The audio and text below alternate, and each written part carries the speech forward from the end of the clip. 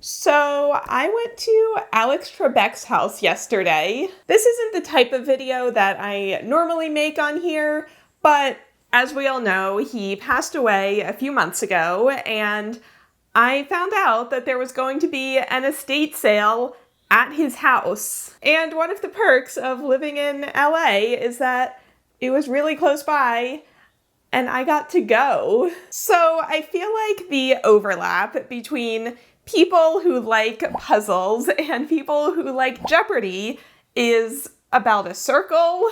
So I thought that all of you guys might like to hear about my estate sale adventure. I did end up getting 3 things, and the third thing is by far the most exciting, so make sure you watch until the end to hear all about that. And before I get into it, I'm not going to show you everything that I saw in his house. You know, even though he was an icon, a legend, a very public figure, he was still a person, and he was a pretty private person, considering how public his job was. And in them opening up his house just to the public, while of course I'm grateful that I got to go, it's also really sad that all of his stuff is just up for sale, and random people like me who had zero connection to him can just go stomping through his bedroom and his bathroom. So I am aware of how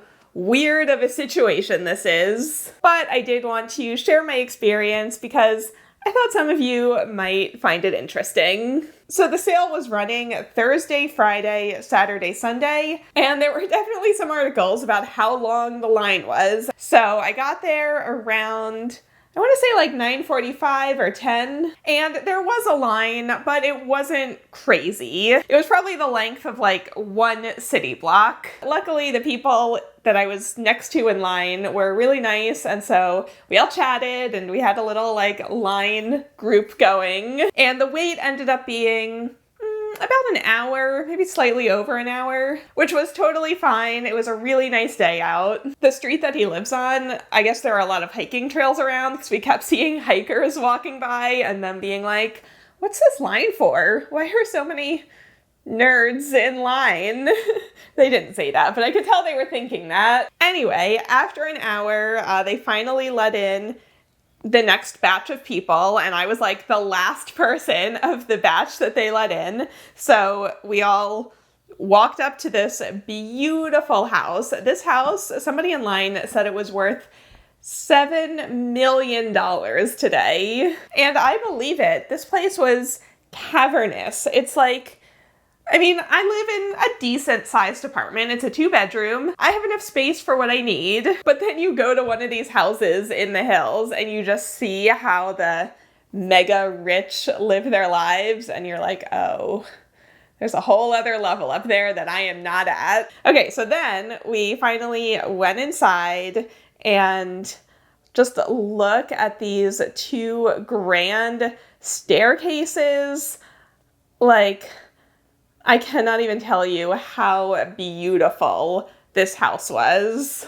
But it's I just woke up on a random Friday, and 5 hours later, I am in Alex Trebek's closet, rifling through his hockey jerseys. What a weird day. Now, I knew that since I went on the second day, anything that was specific to Jeopardy or that had Alex's name on it was definitely already going to be bought or would be really expensive. Sure enough, all of the shirts from this photo were nowhere to be found on the second day. So here's the first thing that I did get. I made it into this den, and as you can see, I found a puzzle. Honestly, the puzzle itself is not anything special.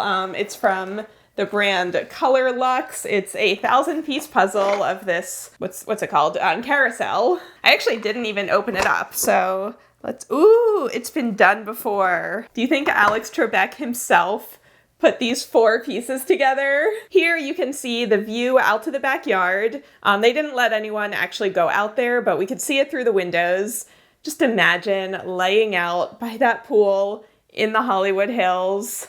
So beautiful. And then I headed up this back staircase. Up there was a whole home theater and a lounge and a bar. Of course, I had to go behind the bar, which was really beautiful with all of the mirrors.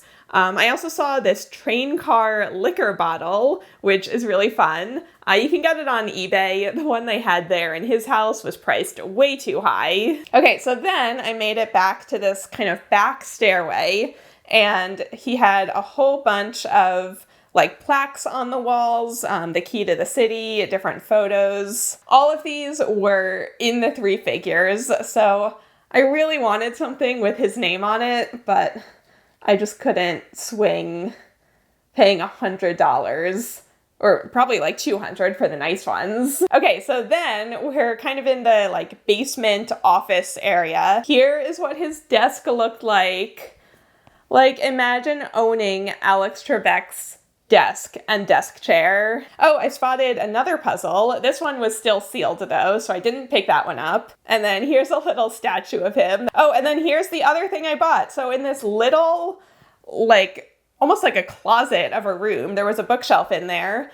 And I found this Brain Teasers book. And I was actually surprised. I thought he would have had more puzzle books. Like, I was looking around for like crossword puzzle books, Sudoku books, that kind of thing, and there really weren't any. I mean, who knows? Maybe they had already gotten bought by the time I got there, but this was really one of the few puzzle books that I saw. Okay, so now we're in the garage, and I bought one more very, very exciting thing. So apparently he had like a full-on shop down there. It was very organized. He had all kinds of tools and other little findings. Oh, here you can see how everything is so meticulously labeled. Okay, I'm gonna go grab the other thing that I bought. I can't believe I bought this. Just wait.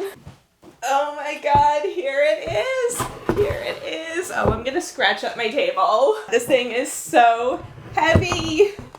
So, I have been in the market for a scroll saw because I bought this one puzzle. Okay, hang on, one more sec.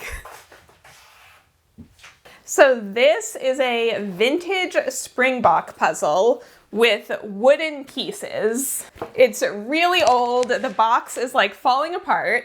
And when I got it on eBay, they were very upfront that one piece is missing. So, you know, I was thinking maybe one day I would get a scroll saw, learn how to cut my own wooden puzzles, and make a replacement puzzle piece. That'd be a good video, right? Well, when I was in Alex Trebek's garage, I saw that he had a scroll saw, and I was like, should I do it? Should I do it? Am I gonna do it? So I bought it for $80, and I don't know, I feel like Alex Trebek would be happy with someone like me giving it a second life and using it to learn how to make wooden jigsaw puzzles. Of course, then I learned that this entire estate sale was cash only, which I should have known, but I'd never actually been to an estate sale before. This was my first one. So I checked my bag. I ended up having exactly $80 cash with me, which was just enough for the saw. But I saw one of my line friends inside and I Venmo'd her $10 and then she gave me a $10 bill. So I was able to also get the puzzle and the book. But then getting this thing home was a whole adventure. It was a struggle to carry it out to the street. The security guard out there was definitely laughing at me. It was also a struggle just getting it into the Uber.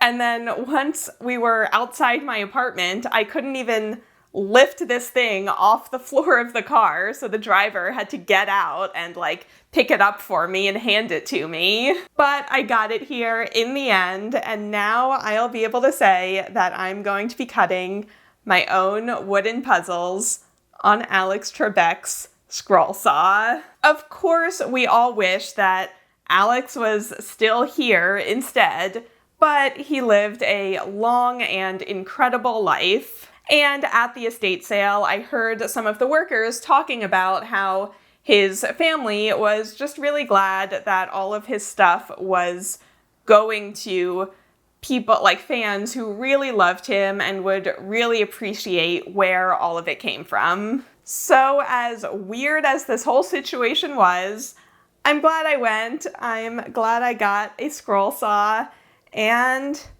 that's it. So thank you for watching. Happy puzzling. I will see you all in the next one.